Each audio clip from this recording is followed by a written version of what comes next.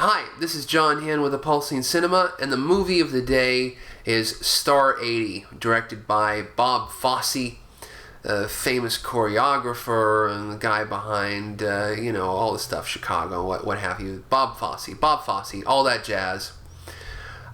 Star 80 from 1984, I believe, or 83 or 84. The story of Dorothy Stratton, the Playboy playmate who was murdered by her husband, manager Paul Snider. I'll just get it out of the way here. No spoilers. It's a famous story, and the film is very interesting. Interesting film, told in the style of a fake documentary, a fake reportage with interviews with the people who are in this film, speaking to the camera and talking as if they were the actual people. Paul Snider, played by Eric Roberts in one of his early obsessive performances, his young, hungry performances. Paul Snider is this crazy guy. In real life, Paul Snider was, a low-level kind of Canadian dude. Apparently promoter. He was involved with Chippendales in the creation of Chippendales. And he just latched a hold of this Dorothy Stratton, who was just this young, angelic, young girl, and got her into Playboy, got her into the right, her photos, in touch with the right people, and got her in touch with Hugh Hefner.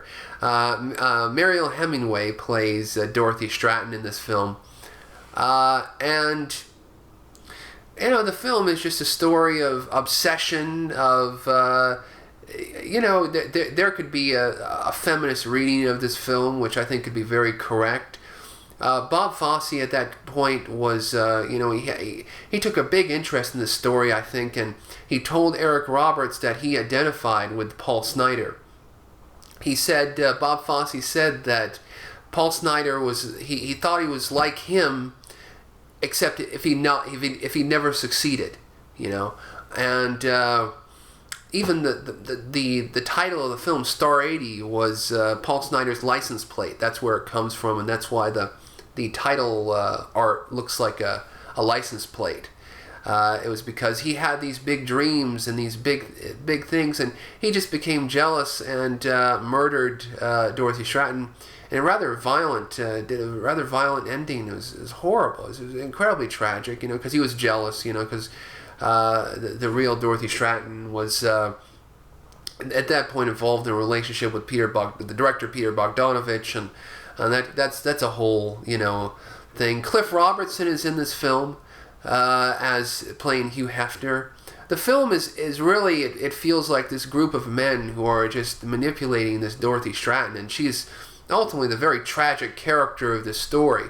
I'm sure Bob Fosse identifies with Paul Snider, but the audience really identifies with Dorothy Stratton, I think, because it's just you really feel for this woman who's being pushed and pulled in all these different directions and just trying to live her life, but she becomes a Playboy playmate, and then she becomes a plaything of Hugh Hefner, and then she gets into this relationship with this fictionalized version of Peter Bogdanovich, and then the violent ending, which apparently the ending was shot in the actual apartment, the room or the house where it really happened. Again, one of those films where you go and shoot in the real life place.